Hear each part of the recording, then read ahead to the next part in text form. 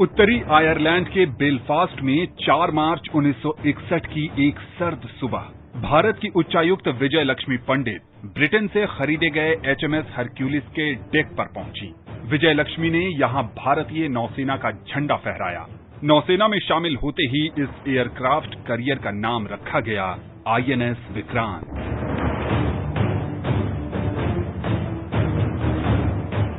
इकतीस जनवरी 1997 को नौसेना से रिटायर होने तक 36 सालों के अपने अनूठे सफर में INS विक्रांत ने देश की बड़ी सेवा की। 1971 के युद्ध में INS विक्रांत ने अपने सी हॉक लड़ाकू विमानों से बांग्लादेश के चटगांव, कॉक्स बाजार और खुलना में दुश्मन के ठिकानों को तबाह कर दिया था। 2 सितंबर 2022 को INS विक्रांत का पुनर्जन्म हुआ। कोच्चि शिपयार्ड से भारत के प्रधानमंत्री नरेंद्र मोदी ने इसे राष्ट्र को समर्पित किया। इस अवसर पर उन्होंने कहा कि ये आत्मनिर्भर भारत की नई गाथा है। विक्रांत केवल एक युद्धपोत नहीं है, ये 21वीं सदी के भारत के परिश्रम, प्रतिभा, प्रभाव और प्रतिबद्धता का प्रमाण है। यदि लक्ष्य दुरंत है, यात्राएं दिगंत है, समंदर और चुनौतियां अनंत है, तो भारत का उत्तर है विक्रांत। विक्रांत का अर्थ होता है योद्धा। विक्रांत का अर्थ है साहसी। जो शूरवीर है वो विक्रांत है। जो विजेताओं पर भी विजय पाले वो विक्रांत है। विदुषी मदालसा के एक पुत्र का नाम भी विक्रांत था। विक्रांत का आदर्श वाक्य भी बहुत सोच समझकर चुना गया है। इसका आदर्श वाक्य है जयेम समयुद्धि स्पृधः। इसे ऋग्वेद से लिया गया है। इसका अर्थ है हम युद्ध में शत्रुओं पर पूर्ण विजय पाएं। INS विक्रांत की कहानी पूरे भारत के एकजुट प्रयास की कहानी है। देश के अलग अलग हिस्सों की कंपनियां एक साथ आईं। अलग अलग राज्यों के इंजीनियर्स कोच्चि शिपयार्ड लिमिटेड में जुटे। INS विक्रांत को बनाने में सीधे तौर पर कोच्चि शिपयार्ड लिमिटेड के 2000 कर्मचारी शामिल हुए। स्वदेशी एयरक्राफ्ट कैरियर के सपने को साकार करने में इनके अलावा 13,000 और लोगों की मेहनत भी लगी। भारत के पहले स्वदेशी एयरक्राफ्ट कैरियर को बनाने में बड़े कारोबारी घरानों के अलावा 100 से ज्यादा MSMEs भी शामिल रही हैं। INS विक्रांत का 76% हिस्सा पूरी तरह स्वदेशी है। ये पूरी नेवल फ्लीट का सबसे जटिल सिस्टम है। 262 मीटर लंबे और 59 मीटर चौड़े INS विक्रांत का फ्लाइट डेक 62 मीटर चौड़ा है। इसकी ऊंचाई 15 मंजिला इमारत जितनी है। इसे बनाने में 22,000 टन स्टील का इस्तेमाल हुआ है। INS विक्रांत में 2,500 किलोमीटर से ज्यादा लंबे पावर केबल्स इस्तेमाल किए गए हैं। INS विक्रांत की असली ताकत सामने आती है समुद्र में, जहां इसकी अधिकतम स्पीड 28 नॉट्स तक की है, यानी लगभग 51 किलोमीटर प्रति घंटा। इसकी सामान्य गति 18 नॉट्स यानी 33 किलोमीटर प्रति घंटा तक है। ये एयरक्राफ्ट कैरियर एक बार में 7,500 नॉटिकल मील यानी 13,000 किलोमीटर से ज्यादा की दूरी तय कर सकता है। INS विक्रांत में 3-3 मेगावाट के 8 डीजल ऑल्टरनेटर्स लगे हैं, जो कुल 24 मेगावाट बिजली पैदा करते हैं। इतनी बिजली से पूरा कोच्चि शहर रोशन हो सकता है। इस एयरक्राफ्ट कैरियर के विमानों को ले जाने की क्षमता और इसमें लगे हथियार इसे दुनिया के कुछ खतरनाक पोतों में शामिल करते हैं।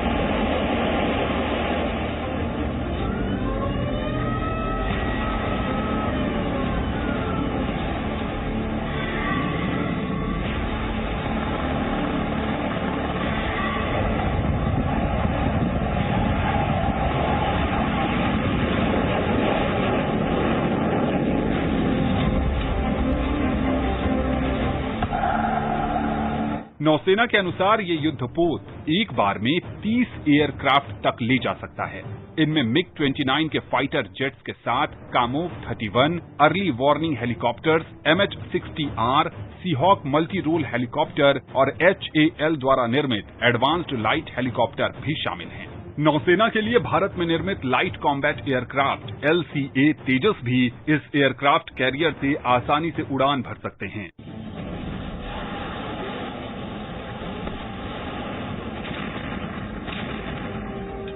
इसमें भेल के डिजाइन किए हुए खास कम्युनिकेशन और इलेक्ट्रॉनिक वारफेयर सिस्टम्स लगे हैं। विक्रांत के हैंगर बे का साइज फुटबॉल के 2 मैदानों से भी बड़ा है। इस पर एक साथ 20 एयरक्राफ्ट पार्क किए जा सकते हैं। हैंगर बे वो जगह होती है जहां पर एयरक्राफ्ट का स्टोरेज और मेंटेनेंस होता है। हैंगर बे फ्लाइट डेक से 5 डेक नीचे है। हैंगर से डेक तक एयरक्राफ्ट को लाने और वापस ले जाने के लिए 2 बड़े एलिवेटर्स लगे हैं। फ्लाइट डेक किसी भी एयरक्राफ्ट कैरियर का सबसे अहम हिस्सा होता है। आईएनएस विक्रांत का फ्लाइट डेक 12,450 वर्ग मीटर में फैला हुआ है। यहाँ पर 12 फाइटर जेट और 6 हेलीकॉप्टर्स पार्क किए जा सकते हैं। डेक पर 2 रनवे है, एक छोटा और दूसरा बड़ा। फ्लाइट डेक पर मिलिट्री गेड नॉन स्किड पेंट से कोटिंग की गई है और रीफ्यूलिंग का भी इंतजाम है। जहाज के कंट्रोल सेंटर को उसका दिल कहा जाता है। कंट्रोल सेंटर से ही आईएनएस विक्रांत पर पूरा नियंत्रण होता है। ये इतना जटिल है कि सिस्टम्स को इंटरलिंक करने में इस्तेमाल हुई तारों से ही दुनिया नापी जा सकती है। शिप का मेन इंजन 120 फॉर्मूला 1 कारों के बराबर बिजली पैदा कर सकता है। आईएनएस विक्रांत का ऑप्स रूम बड़ा खास है। कौन सी गन का इस्तेमाल करना है, कौन से एयरक्राफ्ट को भेजना है, कैरियर बैटल ग्रुप का फॉर्मेशन क्या होगा, ये सब ऑप्स रूम पर ही प्लान होता है।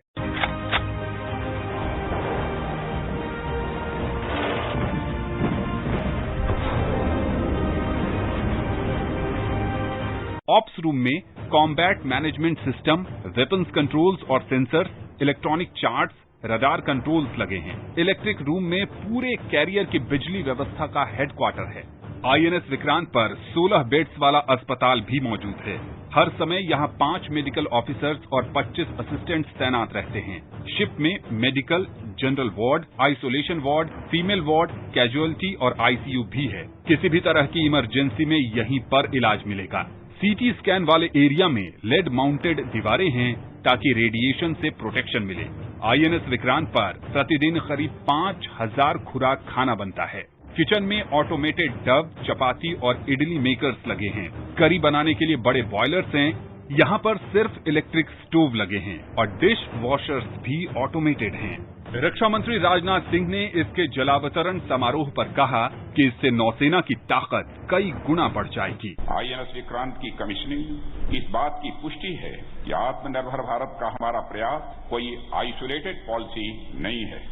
यह माननीय प्रधानमंत्री जी के नेतृत्व में भारत में हो रहे विशाल ट्रांसफॉर्मेटिव चेंजेस का एक महत्वपूर्ण हिस्सा है। इस विशाल लक्ष्य को प्राप्त करने के लिए सरकार ने health, education, agriculture, trade, transport, communication आदि समस्त क्षेत्रों में पाथ ब्रेकिंग चेंजेस किए हैं। आईएनएस विक्रांत और इसकी पूरी टीम इंडो पैसिफिक और हिंद महासागर में अन्य देशों के सामने भारतीय प्रभुत्व को प्रदर्शित करेगा। इन देशों को क्वाड ग्रुप कहा जाता है, जिसमें अमेरिका, भारत, ऑस्ट्रेलिया और जापान जैसे देश शामिल हैं। खास बात यह है कि आईएनएस विक्रांत के नौसेना में शामिल होते ही भारत की सैन्य ताकत को दुनिया के सामने प्रदर्शित करने का एक अनुपम अवसर मिल गया है। आईएनएस विक्रांत की तैनाती से हिंद महासागर और प्रशांत महासागर क्षेत्र में शांति, सुरक्षा और स्थिरता बढ़ेगी। आईएनएस विक्रांत आत्मनिर्भर भारत की एक नई कहानी है, जिस पर आने वाली पीढ़ियां गर्व करेंगी।